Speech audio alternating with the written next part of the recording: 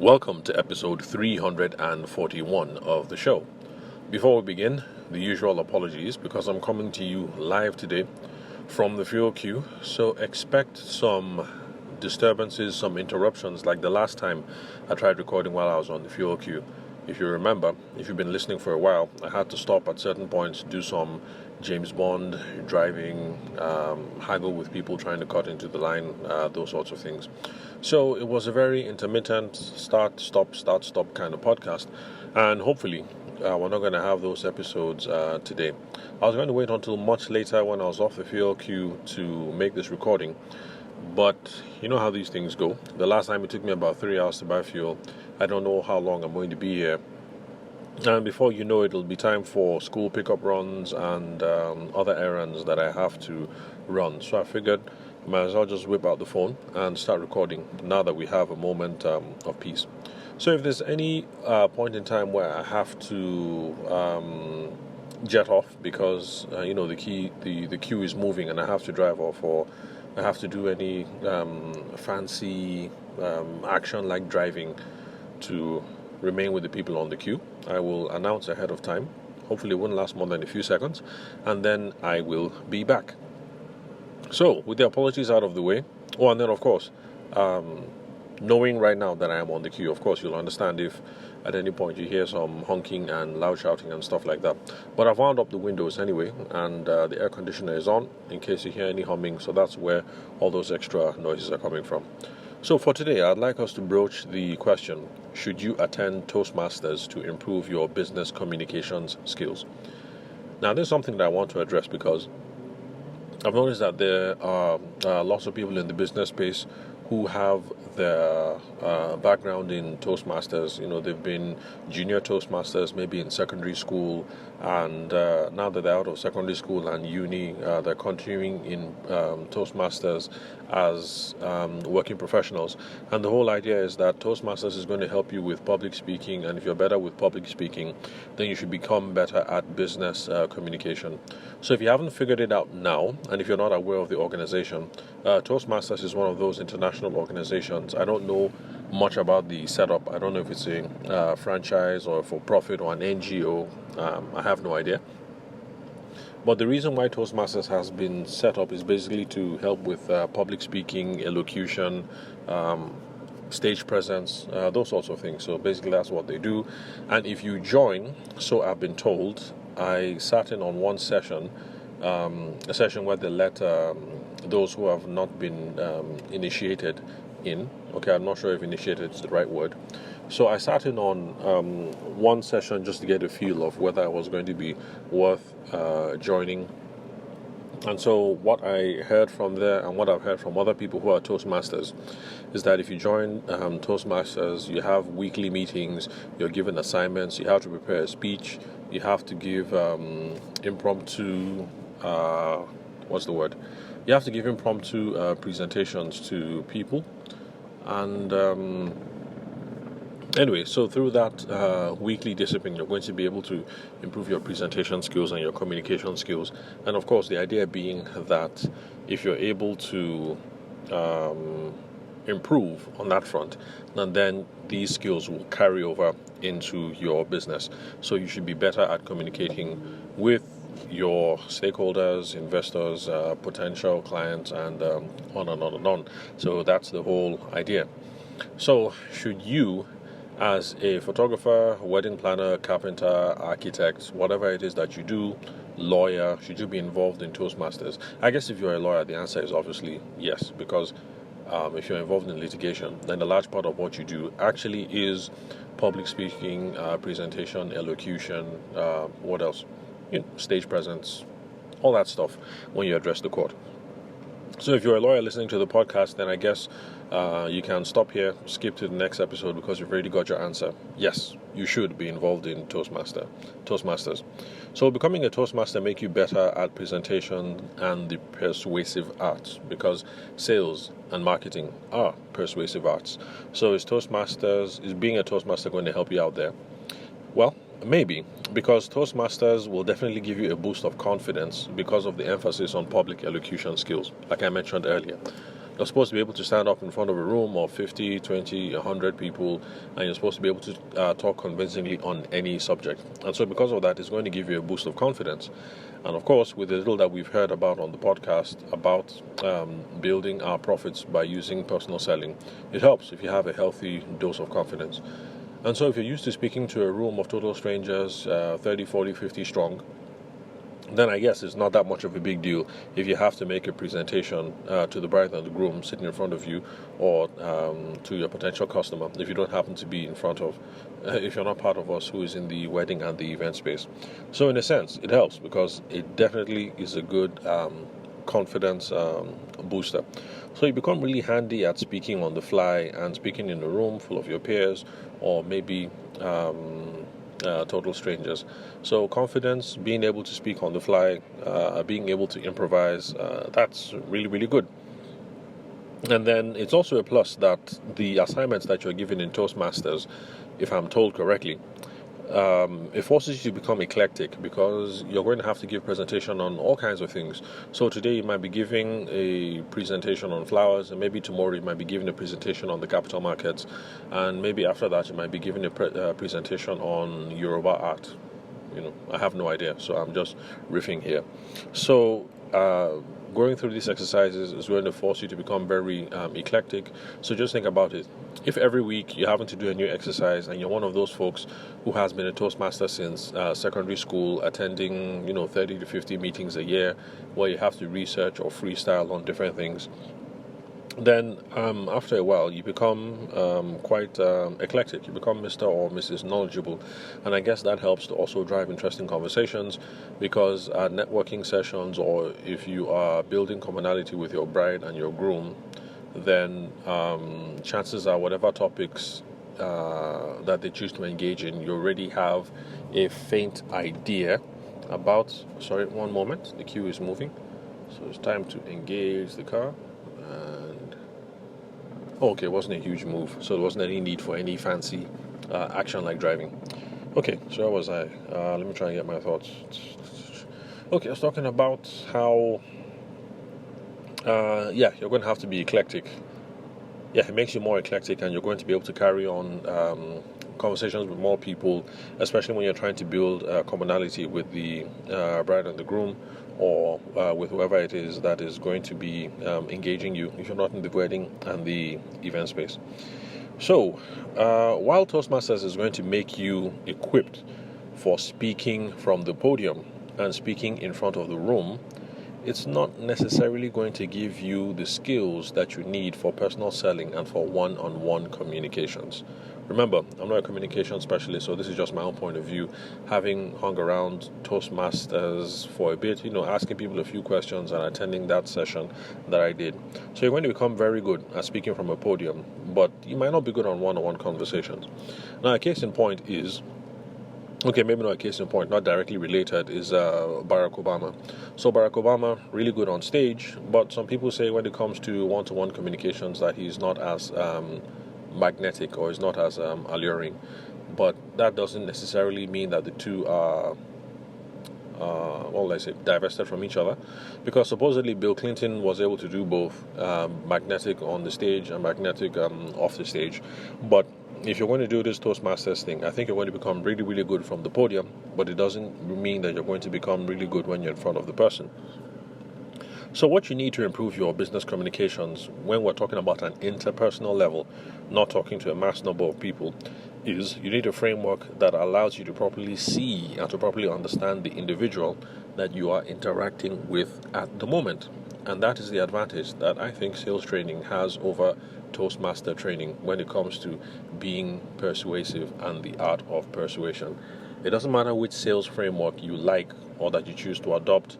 The focus is always going to be on allowing you to properly see the individual, to properly understand the individual. Oh, sorry, one moment. The queue is moving again. To engage the car, make sure I don't lose my space. Okay. All right, good. Now we've come to a stop. You know what? I think I ought to invest in one of those fancy tripods that you can attach to the dash of the car. So, yeah, that'll make it easier to record. I just attach the tripod and then I can just keep talking, and my hands are free to steer and start the car and engage. Where was I?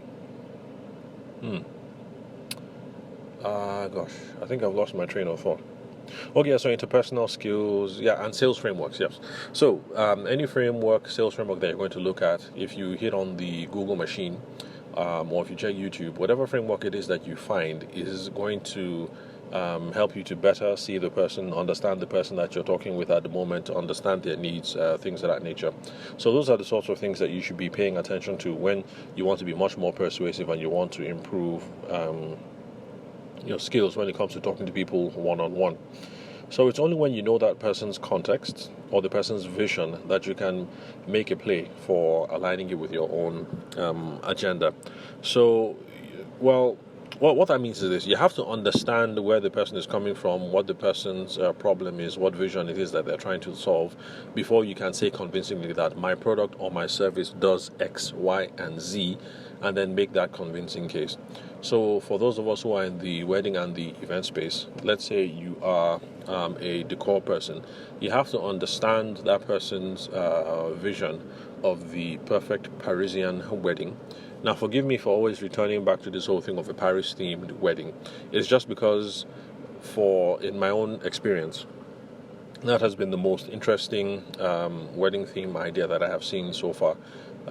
Traditional weddings, white weddings in Nigeria are typically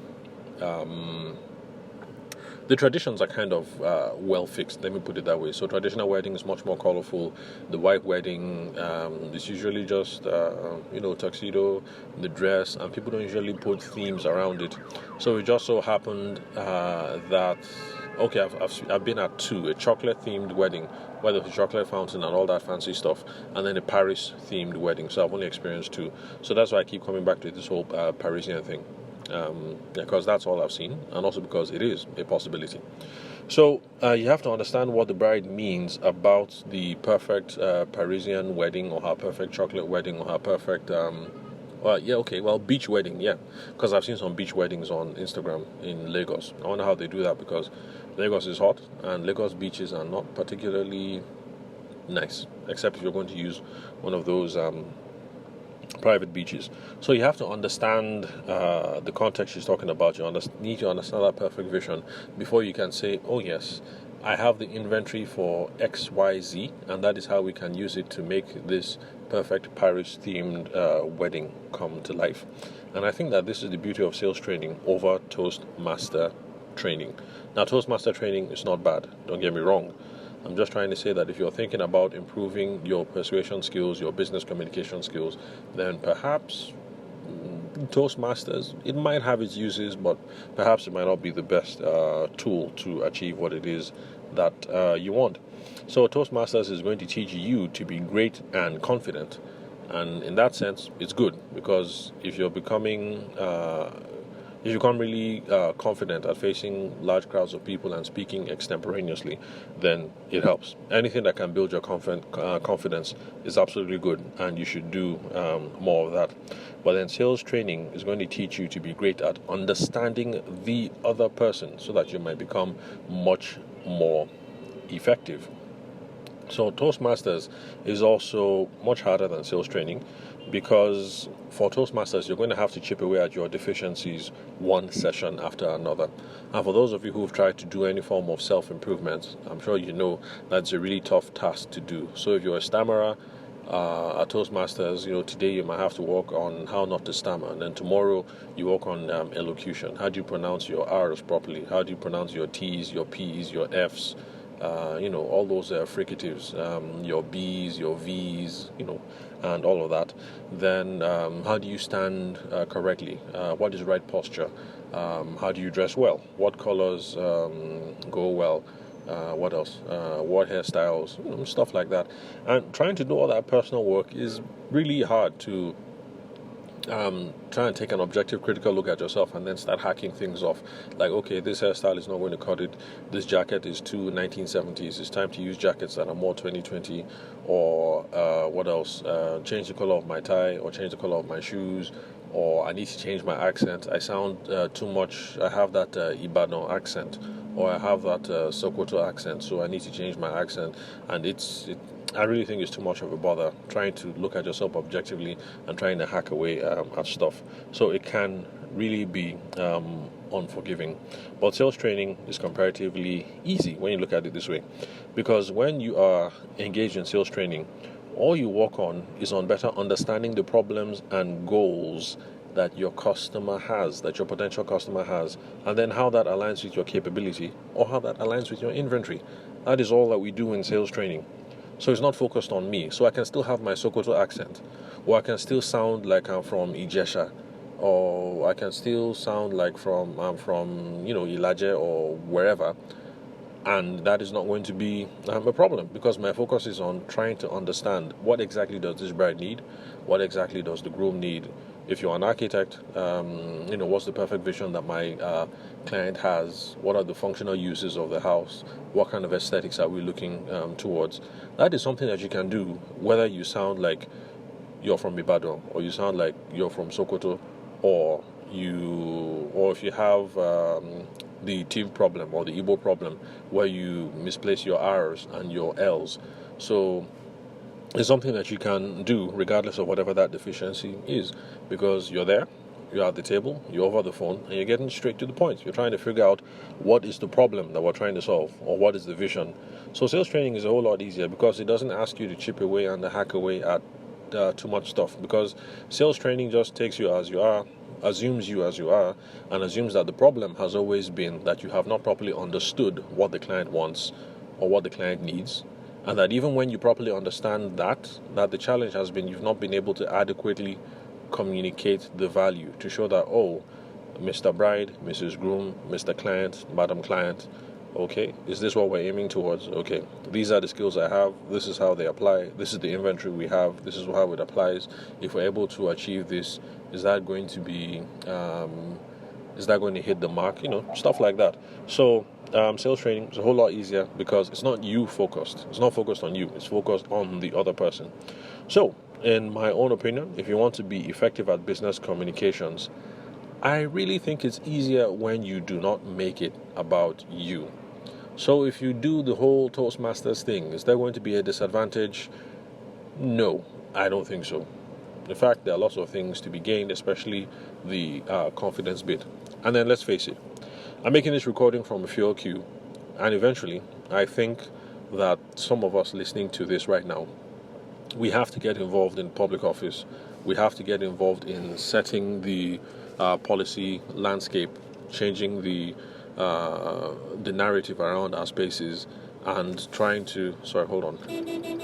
This taxi driver has fallen asleep in front of the wheel. He's going to cause people to jump in line again. Oh, drats. Oh, well. Anyway, where was I? Okay, yes, so I'm making this recording in front of a fuel queue, and I really think it'll be a wise decision if a number of us who are involved in business and the Nigerian corporate life, if we try and get involved in politics, because since a lot of us are problem solvers in our spaces, I think it's something that we can bring to bear when it comes to fixing Nigeria's social problems. And so if you have been a member of Toastmasters, then I guess it's going to help when eventually you go beyond one-to-one communication, and then you have to start campaigning with the crowds. You go to the villa and you're addressing people in the village or addressing people in the city. I'm sure you're going to pick up a lot of stuff about how to connect with the crowds, and how to be engaging, and how to be passionate and motivating and all that. So yeah, I would say attend Toastmasters, so that you can pick up those skills that will come in handy for when you have to speak to and motivate large crowds. But assuming you're not someone who has that kind of appetite, you still gain because of the confidence, but essentially, or rather eventually, you have to get involved in sales training, because that is what is going to that is what's going to take you to the promised land, because you're not going to be focused on you, you're going to be focused on the other person, the person that you're talking to, your potential customer, your stakeholder, your investor, your partner, your whatever, is going to keep you focused on them, what their problems are, what their needs are, and that's it. Figuring out what their problems are, and then trying to communicate value to show that you have the fix, that you have the solution for the problem. So thank you very much for listening to episode 341. Sorry for the choppy recording. I hope not to have to do this again, but you never know. Because for those of you who've been listening for a while, you know that this is how I started off my career anyway. My first Facebook video years ago under the Good Luck Jonathan regime was me sitting at a fuel station, and so far I've had to make a couple of recordings from fuel queues since then. So hopefully this is not going to become too much of an occurrence over here. But then again, I'm sure some of you might say, what is there to mourn about? You're just on a fuel queue. People in Ukraine have bigger problems. Anyway, not to become political, but thank you very much for listening to the show. I'll catch you guys at the next recording. You all have a wonderful day. And if you happen to be on a fuel queue as well, then it's good that you're taking out this time for personal development. It's the best thing that you could do right now, instead of just being idle, sitting on the queue, like most. Alright, so I'll catch you guys at the next recording.